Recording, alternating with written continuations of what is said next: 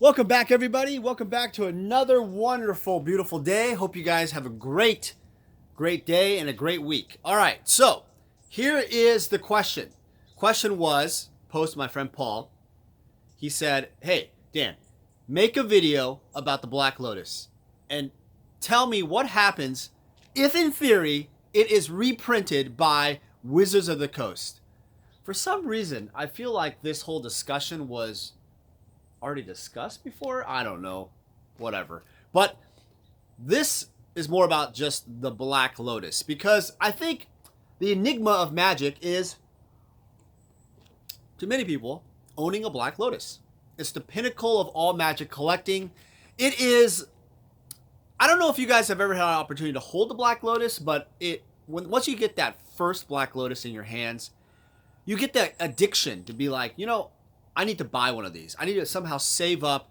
I need to sell my car. I need to sell my house. I need to buy a Black Lotus. Okay. Well, I don't know about selling your house, but maybe selling your car, depending on the quality of the Black Lotus. It could go, I don't know, $20,000, $100,000 if you're getting like Gem Mint Alpha versions. Yeah, it's gotten pretty expensive as of 2018. Now, I will say something like, let me give you a couple predictions. Number one, so right now it's 2018. It's like, I don't know, September 10th or whatever. I don't know what it is. September 10th, yeah. So if, let's say prediction-wise, Black Lotus from now till, let's say 30 years, 2048, what do I think the price will be? I want you guys to put the comments below what you think it might be. 30 years, I think an Alpha Basic Black Lotus, 395s and a 9. Last one sold at PWCC for $87K, and there's been other sales are higher. Not going to disclose any. So around there, let's say. What will the price be? I'm thinking it's going to be probably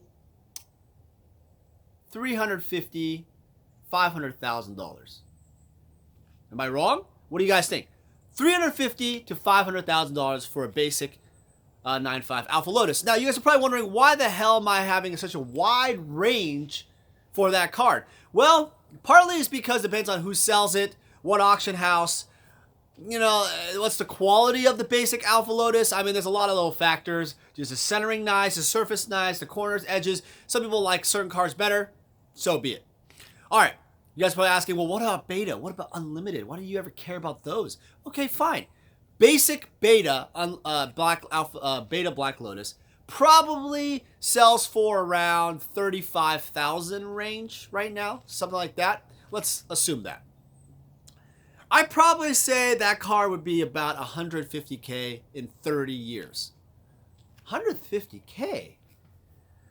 What is that? That's 5 times in 30 years? Is that a better investment than put your money into Apple and Amazon or overpriced Facebook? You guys can run the numbers. The thing is, the difference between Magic and stocks is there is no dividend, right? There's no like payout. There's no like quarterly payout or whatever. There's also no companies that with scandals and stuff like that. You just have a card that's a relic, a historical icon of Magic the Gathering. So really, you're getting no dividends, but you are banking on the exponential boom. Also, another thing to keep in mind is Black Lotus is like this.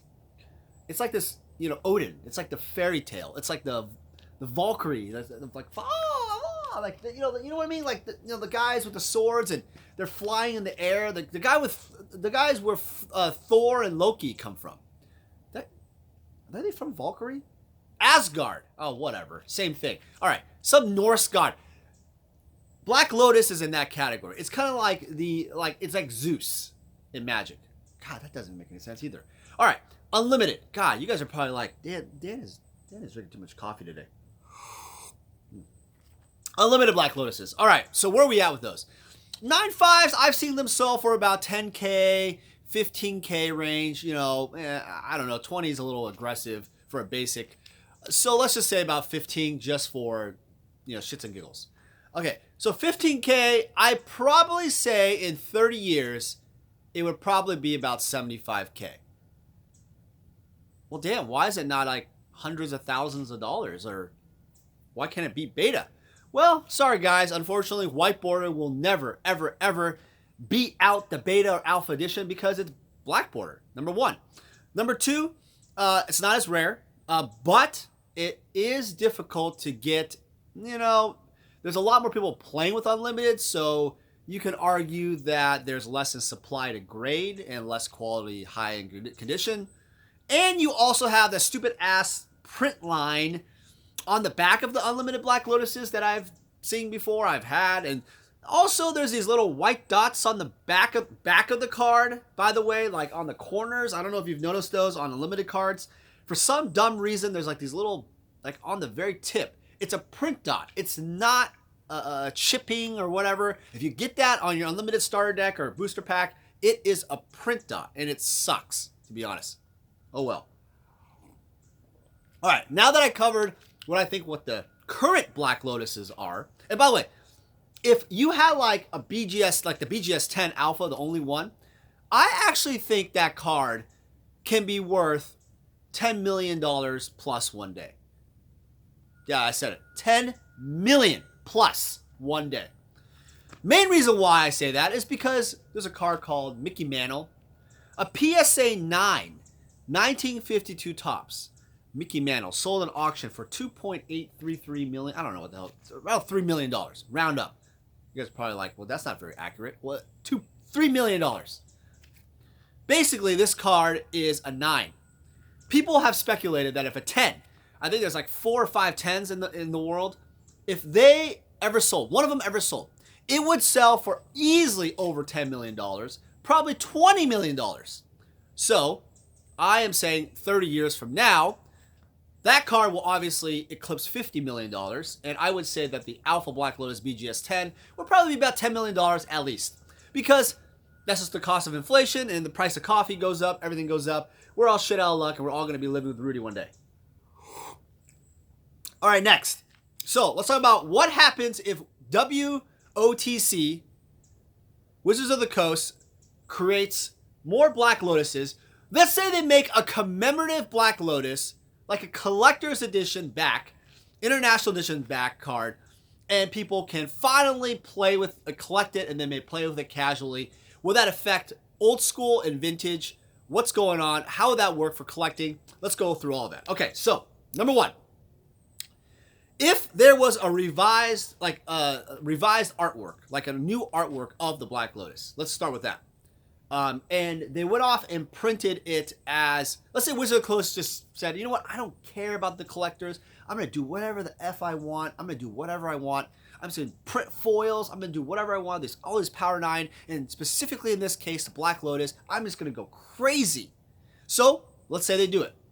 What happens? What will happen overnight is a sudden craziness, a hysteria over, wow, people literally who own the Black Lotus will literally be looking at their Black Lotus like, well, I don't know. Should I keep this thing? I mean, this thing may tank, and if I don't sell it, if I don't trade it, I mean, get some cash. What am I gonna do? Well, I don't know what to do. Guys, calm down. That's not what's gonna happen. We all know that the original OG print, original gangster print of anything is actually more valuable once there's more printed. What? What does that mean? How? Well, here's a dumb example. Here's a fair example. Pokemon. Pokemon, if you notice, looks almost exactly the same as all the cards. They have the Pokemon back. All the damn pictures look exactly the same. There's just, sparkly foiling things everywhere. Yu-Gi-Oh looks the same. Pokemon has tried to do reprints of other stuff because they don't really have a reserve list. They don't care about the reserve list. There is no reserve list, so they print whatever the hell they want.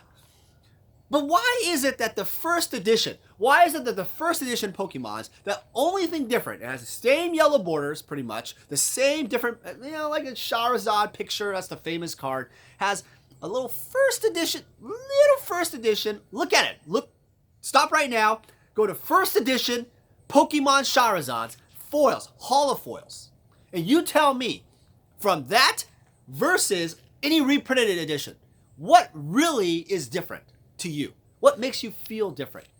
But then you look at the values. I want you to look at the values and the difference. You tell me, are these people buying the first editions absolutely nuts? That gives me the confidence to say, just based on that, I mean, based on history alone. I mean, comic books. They've tried to print like the X-Men #1 commemorative edition. They've tried to print other commemorative editions. Things that have the history and the people that can buy them and read the story. But why is it that X-Men #1 high-quality comic books are still worth millions of dollars? Why? Why? Because people want the original. You know, there's like a car. I don't know if you guys like cars. There's a Lamborghini Countach. I love this car. It's like one of my favorite Lamborghinis. And this car, they've made some kind of like commemorative edition. I believe like there was some kind of like body kit thing that they did with a Pontiac Ferrero. Anyway, it looked like the Countach. Or, you know, let's say a car comes out with another version of the car, but later on. Why is it that the older car ends up selling on auction for more? Because it's older, it's slower, it doesn't have a stereo really, it doesn't have air conditioning really well. I mean, why? Because it is, you know what it is it's just, I got it. Let me ask. Yeah. Oh, yeah. My producer over here said it's the history. But I told my producer that it's not the history. I told you it's not that. It's something else. I figured it out. The reason why this is the reason why it keeps going up for these older, doesn't matter for reprint type of things. It really has to do with who has the bigger... I didn't say it. I'm going to keep this PG. I want to get monetized on this video. Do you know what I'm talking about? It's the word, it's ego your Lego. It's ego, everybody. Ego is the word. You got the word? Ego. Collectors, I mean, and I'm just going to be honest, I have dealt with collectors all over the world. Collectors have some of the biggest egos I have ever met in my life. I'm not insulting the collectors I work with, whatever. But it's true. If you are a collector and I work with you, ask yourself, does it feel good to you when you hold that card and you have, let's say, a better quality card than someone else? And it's okay to have an ego because we all have one. An ego is kind of like, hey, I look a certain part. People consider ego like, yeah, I'm better than you. I have more Alpha Lotuses than you. Oh, no. I have more. My whole entire deck is foiled. My whole thing is alpha, only alpha. I'm obsessed with alpha. See, the thing is, it's okay to have the ego to love collecting, to whatever. But when it comes to the people like in Monaco who have like the $400 million, $200 million yachts, whatever the hell it is. We have all the fancy cars lined up, all the fancy parties, people with the private helicopters, the private jets, the private whatever. But in Magic, let's say the Alpha Black Lotus. No. I have the Alpha Quad Alpha. Quad Alpha. Like Quaalude. I have Alpha Quad Black Lotus. No. Excuse me. Sorry. Mine is an Alpha Quad Plus Black Lotus. Oh, I'm sorry, Mr. Chang. Your card is an Alpha Plus Quad Plus. Oh, no. Excuse me. Yes. No, excuse me. I have a better card than you. I have Alpha Quad Plus. That's the problem. It's not a problem. It's just the way the world works. People have egos. Have you met people with egos? Don't mistake egos by people that have stuff and they just have it. And don't mistake egos by marketing. If you have nice stuff and you share that nice stuff, but you're not like constantly bragging and obsessed with it, that's different. It's a different kind of ego. You still have an ego, but you're marketing your business. It's different. So, for example, an ego can be taken a different way. Ego can be like, yeah, I basically, like people, there's a different type of ego where that I basically brag about what I got. I want to have better. I get upset.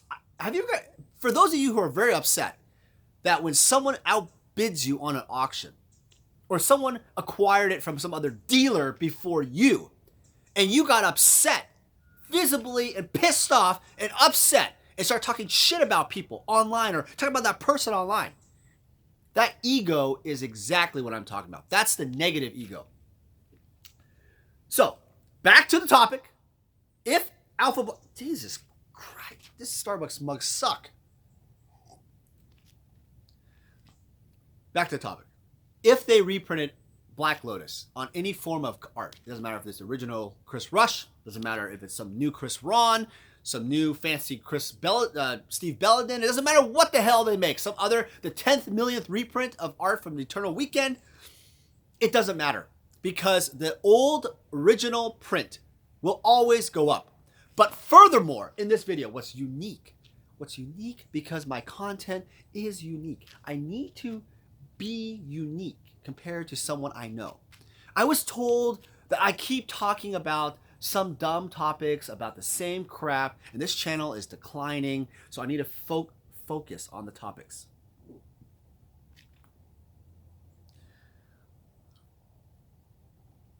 Yeah, I gotta focus more.